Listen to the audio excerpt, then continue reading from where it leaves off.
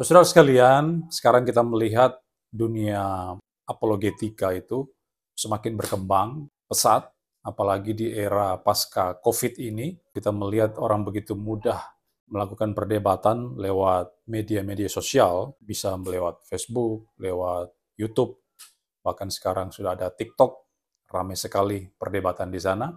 Dan ini sebuah hal yang bagus, ada orang-orang Kristen yang terlibat di dalam perdebatan, dan mereka mempertahankan iman mereka lewat forum-forum diskusi atau dialog, dan itu membawa dampak yang positif sebetulnya, karena kita bisa menyiarkan kebenaran firman Tuhan, kita bisa memberitakan Injil, menyampaikan kabar baik di sana, sehingga banyak orang bisa mendengarkan berita Injil itu, dan moga-moga mereka bisa percaya datang kepada Kristus. Ini sisi positifnya. Itu sebab ada banyak pendeta atau hamba Tuhan yang terlibat di dalam perdebatan tersebut. Dan saya juga sudah seringkali diminta untuk melakukan debat terbuka. Nah, saudara saya sekalian, ini sebuah hal yang bagus, tetapi ada hal yang menarik. Yang menariknya adalah ada sebuah video yang di-sharingkan oleh banyak orang di grup-grup WA, di TikTok, dan sebagainya. Ada seorang pastor yang bernama Geren Lumoindong. Geren Lumoindong ini masih muda, tapi sangat potensial. Beliau seorang pengkhotbah, dan dia mempunyai pendapat yang berbeda tentang perdebatan. Kalau biasanya kita berdebat itu secara lisan tentang sebuah ajaran tertentu di dalam dunia Kristen atau Islam. Tapi kalau saudara Geren Lumoindong ini, dia mempunyai cara yang berbeda. Dia mengatakan bahwa dia siap hadir dalam seluruh perdebatan yang ada, debat antar agama, tapi dia tidak berdebat dengan kata-kata. Dia ingin membuktikan Yesus adalah Tuhan itu lewat apa? Doa kesembuhan. Coba kita lihat videonya berikut ini. Kalau ada debat agama manapun, debat apapun, saya siap hadir. Dan saya siap membuktikan bahwa Yesus adalah Tuhan, bukan dengan kata-kata saya. Tapi ayo, sama-sama kita berdoa untuk orang sakit. Kita lihat Allah yang benar menjawab dengan api. Sama seperti Nabi Elia mengalahkan nabi-nabi palsu. Saya percaya Tuhan saya juga sanggup membela umatnya dan meninggikan namanya. Berikan tepuk tangan yang meriah buat Tuhan. Nah itu, sudah lihat ya. Jadi Pastor Geren Lumoindong mengatakan bahwa ayo dia mau ikut berdebat dalam debat antar agama, tapi bukan dengan kata-kata. Dia ingin membuktikan Yesus adalah Tuhan dengan cara apa? Mendoakan orang sakit. Ayo kita sama-sama doakan orang sakit. Mungkin pihak Islam bawa orang sakit, Kristen juga bawa orang sakit, atau satu orang sakit, kemudian masing-masing agama mendoakan orang sakit itu. Kalau dia sembuh, berarti terbukti agamanya itu benar. Jadi bukan dengan kata-kata, hanya dengan cara mendoakan orang. Dan Geren Lumoindong percaya bahwa Tuhan akan berpihak kepada dia. Sama seperti Nabi Elia yang dipakai Tuhan, mengalahkan nabi-nabi palsu, itu juga akan terjadi dalam pelayanan Geren Lumoindong. Nah, saudara sekalian, saya akan memberikan sebuah respons tentang hal ini. Pertama, kita mesti melihat dulu apakah definisi daripada debat itu. Debat itu artinya apa sebetulnya? Kalau saudara melihat dalam Kamus Besar Bahasa Indonesia, KBBI, di sana dikatakan bahwa debat itu adalah pembahasan dan pertukaran pendapat mengenai suatu hal dengan saling memberi alasan untuk mempertahankan pendapat masing-masing. Ini definisi dari KBBI. Jadi debat itulah sebuah pertukaran pendapat atau pertukaran gagasan. Bagaimana cara bertukar pendapat gagasan? Apakah kita hanya diam saja? Misalnya ada pendebat Muslim berhadapan dengan pendebat Kristen. Lalu berdebat, hanya diam aja. Tidak ada kata-kata yang keluar. Kan tidak seperti itu. Debat agama atau debat antar agama, itu berarti kita sedang memperdebatkan atau mempertukarkan pendapat, mempertukarkan gagasan, ide kita tentang ajaran agama tertentu. Misalnya, ketika tema debat itu, apakah ada jaminan kepastian keselamatan di dalam agama Islam? Pendebat Islam memberikan alasan-alasannya, bahwa dalam Quran menyatakan demikian. Tapi pendebat Kristen juga memberikan counter terhadap alasan-alasan tersebut. Misalnya mengatakan bahwa dalam agama Islam tidak ada kepastian keselamatan. Karena bahwa di dalam Islam itu diajarkan keselamatan karena perbuatan baik juga. Jadi perbuatan baik punya andil untuk seseorang diselamatkan. Atau seseorang itu harus melewati dulu jembatan yang disebut dengan Siratal Mustaqim, yaitu jembatan di mana rambut yang dibelah 7, kalau tidak salah itu. Jadi kan sukar sekali untuk diselamatkan. Nah, masing-masing pendebat memberikan alasan, lalu kemudian alasan itu diadu di dalam meja perdebatan dengan memberikan argumen-argumen tertentu untuk membuktikan bahwa pendapat masing-masing itu benar. Nah, ini yang disebut dengan debat. Jadi debat itu adalah adu gagasan, di mana kita harus membuka mulut kita, mengeluarkan kata-kata, mengeluarkan pernyataan, mengeluarkan argumentasi untuk membela posisi kita. Itu yang disebut dengan debat atau debat antar agama. Nah, sekarang, tadi Pastor Geren Lomendong mengatakan bahwa dia ingin membuktikan Yesus Tuhan dalam perdebatan agama, itu bukan dengan kata-kata, dia bilang, tapi dengan cara mendoakan orang sakit. Dan dia percaya Tuhan akan membela dia. Nah, saudara sekalian, seperti yang saya katakan tadi, debat itu apa? Adu gagasan, adu pendapat, adu ide, adu argumen. Ada alasan-alasan yang diberikan oleh masing-masing pendebat, dan itu dipertahankan. Dan itu tidak mungkin kalau kita tidak mengeluarkan kata-kata.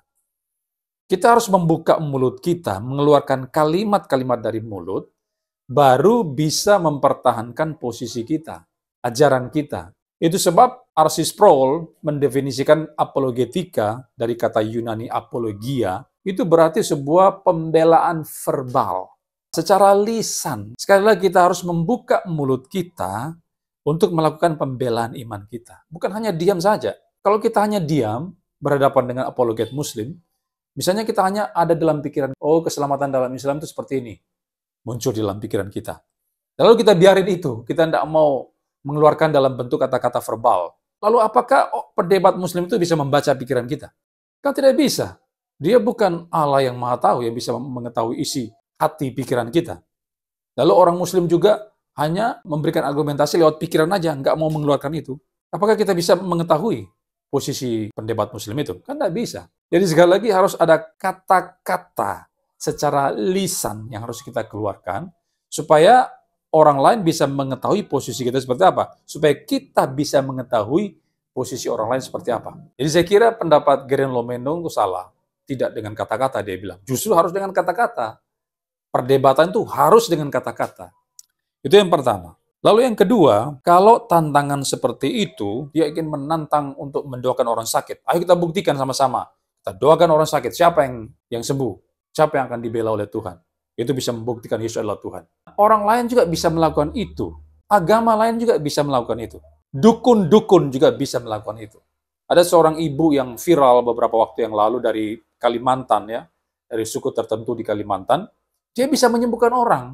Ada tangannya orang itu patah, diolesi pakai minyak, bisa sembuh, lurus ulang. Bengkok tangannya, bisa sembuh, dan sebagainya. Bisa dilakukan. Dukun-dukun pun bisa melakukan itu. Lalu apakah ketika ada orang sakit, kemudian didoakan oleh pihak Muslim, misalnya itu sembuh, apakah itu berarti Yesus bukan Tuhan lagi? Karena ternyata orang Muslim bisa menyembuhkan orang sakit. Kalaupun Pastor Geren Lomendong mau mendoakan orang sakit dan orang sakit itu disembuhkan secara real langsung pada saat itu belum tentu Yesus yang menyembuhkan. Itu belum tentu Yesus adalah Tuhan. Itu poin kedua, ya. Poin yang kedua adalah orang lain bisa melakukan praktek kesembuhan. Bukan hanya pendeta-pendeta Kristen saja. Yang ketiga, jawaban yang ketiga adalah, saya mau katakan bahwa Yesus itu Tuhan tidak ditentukan oleh kesembuhan seseorang. Seseorang sakit, dia disembuhkan, itu tidak membuktikan Yesus adalah Tuhan. Itu belum membuktikan Yesus adalah Tuhan. Karena orang-orang lain bisa lakukan itu kok. Seperti saya katakan tadi, dukun-dukun juga bisa melakukan itu. Lalu bagaimana cara membuktikan Yesus adalah Tuhan? Yaitu dengan cara apa?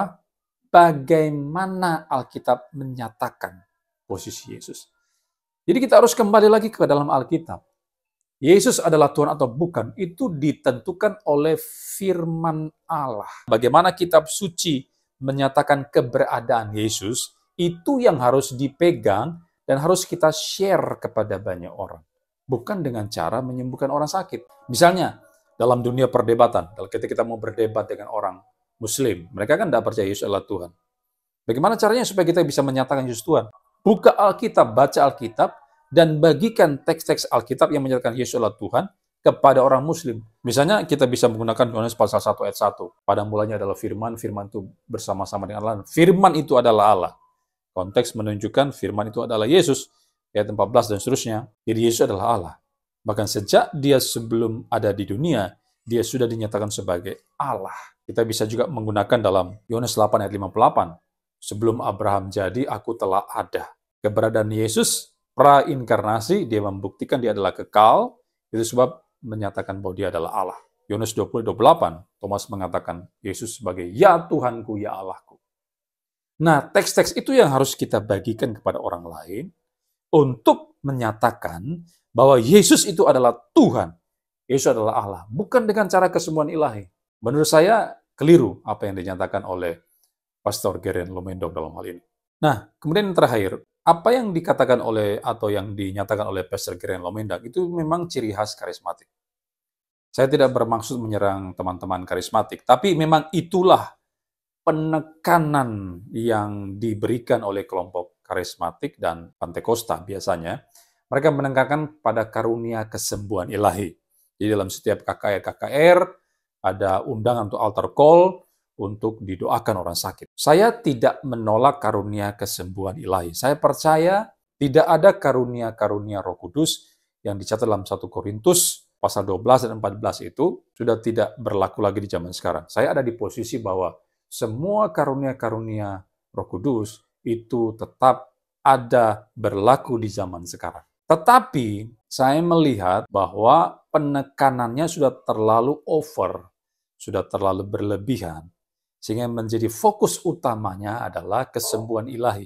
Fokus utamanya sudah bergeser. Dan itu memang ciri khas daripada kelompok karismatik. Sehingga segala sesuatu mereka ukur dengan kesembuhan ilahi. Kebenaran itu menjadi benar ketika itu diukur lewat kesembuhan ilahi. Yesus adalah Tuhan, itu diukur lewat kesembuhan ilahi. Sudah bergeser daripada yang seharusnya ditonjolkan di dalam gereja Tuhan. Nah, saya sendiri ada sebuah kesaksian. Sampai sekarang saya itu masih mengalami sebuah sakit, dan sakit itu sangat mengganggu sekali saya. Belum sembuh-sembuh sekali. Penyakitnya itu kronis, dan saya merasa sangat terganggu dengan penyakit saya ini. Dan saya sudah didoakan oleh banyak sekali pendeta di Indonesia. Bahkan itu pendeta-pendeta top di Indonesia. Sebut saja misalnya John Hartman, pendeta John Hartman dari Amerika. Beliau pelayanan Indonesia dan sudah tahu bahasa Indonesia. Didoakan, termasuk oleh pendeta Abraham Alexander Saputra, pendeta Niko Nyotoharjo, pendeta Pariaji, Yesaya Pariaji almarhum. Lalu juga termasuk dengan pendeta Gilbert Lomendong sendiri. Sudah pernah mendoakan saya secara langsung. Termasuk saya pernah pergi ke Manado. Ketika itu ada sebuah KKR di Manado berbelasan tahun yang lampau. Saya ke Manado dan ada KKR yang datang dari Jerman. Hamba Tuhan dari Jerman, Suset Hating namanya. Kalau saudara seorang karismatik yang tulen, saudara pasti tahu ya. Suset Hating itu adalah pendoa syafaat dari grupnya pendeta Reinhard Bonke, seorang penginjil di Afrika, kalau tidak salah itu. Pelayanannya luar biasa. Setiap KKR yang diadakan itu dihadiri oleh ribuan, bahkan ratusan, jutaan orang bisa hadir dalam KKR Reinhard Bonke. Dan pendoa syafaatnya itu adalah Suset Hating. Dia kemudian datang ke Manado, lalu mengadakan KKR di lapangan Kelabat di Manado. Saya pergi ke sana. Posisi saya waktu itu ada di Palu. Kemudian waktu Suset Hating datang ke Manado, saya pergi ke Manado untuk menghadiri KKR-nya. Lalu dengan tujuan apa? Ingin didoakan oleh Suset Hating, supaya penyakit saya yang bertahun-tahun ini sudah bercokol di dalam tubuh saya ini sembuh. Tapi ketika saya datang ke KKR Suset Hating, saya maju waktu altar call dan didoakan, ternyata saya tidak sembuh. Saya tidak sembuh. Saya pulang ke Palu dengan membawa sakit yang sama, di mana saya tidak bisa disembuhkan oleh Suset Hating. Lalu, apakah ketika Suset Hating itu tidak bisa menyembuhkan saya, padahal dia sudah berdoa menggunakan nama Yesus, in Jesus name. Tapi saya tidak sembuh. Apakah dengan demikian bahwa Yesus bukan Tuhan lagi? Kan tidak demikian. Waktu saya tidak sembuh ketika didoakan oleh banyak hamba Tuhan, banyak pendeta top di Indonesia ini, bahkan di luar negeri, itu tidak membuktikan bahwa saya tidak percaya lagi Yesus sebagai Tuhan. Kalau saya mau menggunakan logika berpikir Geren atau pendapat Geren bahwa Yesus adalah Tuhan ditentukan oleh sembuh tidaknya seseorang, kalau begitu sekarang saya tidak sembuh, ya sudah saya nggak usah lagi menjadi orang Kristen kalau begitu. Saya sekarang sudah tidak usah lagi percaya Yesus adalah Tuhan. Sudah nggak usah ke gereja lagi. Nggak usah pelayanan. Untuk apa saya pelayanan? Yesus ternyata bukan Tuhan. Karena saya sampai sekarang masih sakit, tidak disembuh-sembuhkan oleh Yesus. Apakah begitu? Apakah harus demikian caranya? Kan tidak. Jadi sekali lagi, Yesus Tuhan atau bukan, itu tidak ditentukan oleh seorang itu sembuh atau tidak sembuh. Yesus adalah Tuhan atau bukan, itu ditentukan oleh pernyataan Allah sendiri lewat firman-Nya yang Dia nyatakan di dalam kitab suci yang bernama Alkitab. Kalau Alkitab katakan Yesus adalah Tuhan dalam Yohanes 1 ayat 1, Yohanes 20:28, Yohanes 8 ayat 58, dan sebagainya, maka kita harus percaya itu. Nah, teks-teks inilah yang harus dibawa di dalam meja, ke dalam meja perdebatan, lalu diperdebatkan. Bukan dengan cara membawa orang sakit datang ke meja perdebatan untuk didoakan. Saya kira itu cara yang salah dan keliru.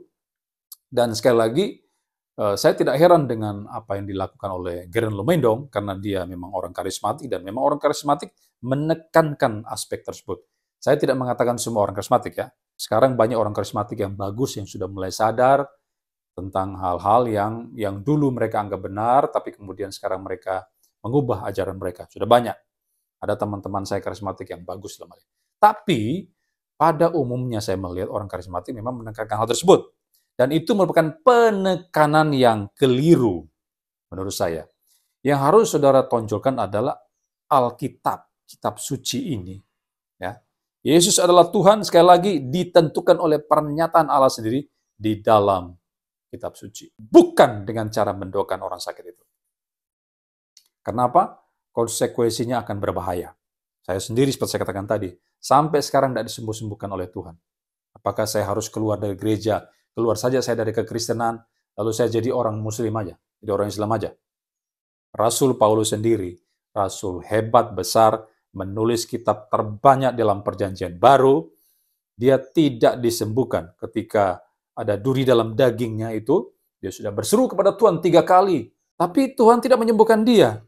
Apakah dengan demikian, Paulus kemudian mencabut kata-katanya dalam Titus 2 ayat 13, yang mengatakan, dengan menantikan penggenapan pengharapan kita yang penuh bahagia dan pernyataan kemuliaan Allah yang maha besar dan juru selamat kita, Yesus Kristus. Paulus menyatakan Yesus sebagai Allah yang maha besar dan juru selamat. Karena Paulus tidak disembuhkan oleh Tuhan Yesus Kristus, lalu kemudian Paulus mengatakan, ya sudah, saya sudah menolak Yesus sebagai Tuhan. Tidak. Paulus tetap mempertahankan imannya itu sampai dia mati. Martir dia. Dia dipenggal. Menurut tradisi Rasul Paulus mati dipenggal di Roma. Kenapa? Walaupun dia tidak sembuh-sembuh juga, walaupun duri dalam daging itu belum diangkat oleh Tuhan, dia tetap mengaku Yesus adalah Tuhan. Dia mengatakan Yesus adalah Allah yang maha besar, juru selamatku. Dan bahkan dia mempertahankan imannya itu sampai dia dipenggal di Roma. Jadi sekali lagi, Yesus Tuhan atau bukan, itu tidak ditentukan apakah seseorang itu mengalami kesembuhan atau dia tidak sembuh. Saya pun sampai sekarang, walaupun saya tidak sembuh, apakah dengan demikian saya harus keluar dari kekristenan? Tidak. Saya tetap menyatakan Yesus adalah Tuhan di dalam setiap pelayanan saya. Di dalam setiap perdebatan saya dengan umat muslim, saya tetap menyatakan Yesus adalah Tuhan. Kalau kamu tidak percaya Dia sebagai Tuhan, sebagai juru selamatmu, kamu akan ke neraka. Saya terus mendengungkan hal ini dalam setiap aktivitas pelayanan saya. Walaupun orang sudah merasa bosan, saya terus mengatakan, Yesus adalah Tuhan. Percayalah kepada Tuhan Yesus itu supaya kamu selamat. Tidak peduli sekalipun orang bosan dengan kata-kata itu. Tapi saya terus menyatakan itu. Kenapa? Karena saya berpendapat bahwa ketuhanan Yesus, keilahian Yesus, itu ditentukan oleh firman Allah yang hidup, kitab suci. Bukan ditentukan dengan hal-hal yang lain, termasuk kesembuhan ilahi. Nah, Mungkin Pastor Geren Lomendong perlu sedikit memperhatikan teks dalam Matius pasal 7, ayat 21 sampai 23. Saya kira Pastor Geren sudah tahu itu. Ini cerita tentang nabi-nabi palsu yang muncul menyamar sebagai domba mereka dalam gereja Tuhan dan melakukan pelayanan, bahkan mengusir setan demi nama Yesus, melanggarkan mujizat demi nama Yesus, orang sakit disembuhkan dan sebagainya. Tapi Yesus mengatakan apa? Enyahlah kamu sekalian, kamu pembuat kejahatan. Padahal mereka sudah menyembuhkan, mengusir setan, melakukan mujizat demi nama Yesus. Ini sebuah peringatan bagi Pastor Geren dan siapapun juga, bahwa seseorang yang mendoakan orang lain pakai nama Yesus, dan itu betul-betul terjadi, itu tidak membuktikan bahwa dia itu betul-betul menggunakan kuasa daripada Tuhan Yesus. Tidak membuktikan bahwa dia itu benar. Buktinya, walaupun mereka sudah melakukan praktek seperti itu, Yesus mengenyahkan mereka. Yesus tidak mengenal mereka. Ini sebuah teks yang menjadi peringatan keras buat pendeta-pendeta yang terlalu menonjolkan aspek kesembuhan ilahi dibandingkan dengan penginjilan. Ya, mungkin saja Pastor Geren melakukan penginjilan, ya, Yesus adalah Tuhan, Juru Selamat dan sebagainya. Tapi dengan cara yang keliru menurut saya. Caranya apa? Menyembuhkan orang lain atau membuktikan sesuatu. Itu cara yang keliru. Salah total menurut saya. Ketuhanan Yesus tidak cukup dibuktikan dengan sumber lain. Yang terpenting adalah, sekali lagi, saya sudah ulang-ulang terus ini, bagaimana kata Alkitab tentang keberadaan Yesus itu sendiri. Kalau Alkitab mengatakan Yesus bukan Tuhan, ya sudah, kita keluar dari Kristen aja, keluar dari gereja aja, nggak usah jadi orang Kristen. Terserah saudara mau menganut agama-agama non-Kristen, bahkan saudara menjadi ateis sekalipun, silakan. Karena Yesus bukan Tuhan. Tapi, karena kitab suci menyatakan Yesus adalah Tuhan, maka tunduklah kepada kata-kata tersebut. Karena apa? Alkitab adalah firman Allah yang hidup. Kata-kata daripada Allah sendiri. Wahyu daripada Allah sendiri. Jadi ini tanggapan saya terhadap video daripada Geren Lomendong. Ya, kalau Geren Lomendong mau berdebat, saya kira bukan dengan cara yang demikian. Perdebatan itu adalah sebuah pembelaan verbal secara lisan dengan kata-kata, di mana kita membuktikan Yesus adalah Tuhan dari teks-teks Alkitab. Itu yang kita keluarkan, yang kita pertahankan dalam sepanjang perdebatan kita, dengan argumentasi kita yang kuat untuk melawan posisi yang menolak ketuhanan Yesus. Ya. Bukan dengan cara apa? Melakukan praktek kesembuhan ilahi. Kita mesti membedakan antara aspek doktrinal dengan aspek praktika. Kesembuhan ilahi ini adalah hal-hal yang praktis, praktek, sebuah tindakan. Tetapi doktrinal itu adalah merupakan sebuah ajaran. Dan di dalam perdebatan yang harus kita kemukakan itu adalah ajarannya seperti apa, doktrinnya seperti apa. Bukan mengacu kepada hal-hal yang bersifat aplikatif, aplikasi. Mendoakan orang sakit itu aplikasi. Tapi di dalam dunia perdebatan antar agama, seharusnya kita mengacu kepada doktrin. Ajarannya seperti apa? Yesus adalah Tuhan. Oh iya, buktikan bahwa Yesus adalah Tuhan berdasarkan Alkitab. Nah, itu yang benar, saya kira. Ya, demikian sedikit respon saya terhadap Pastor Geren Lomendong. Ini hanya sekedar masukan, dan semoga bisa dipertimbangkan. Oke.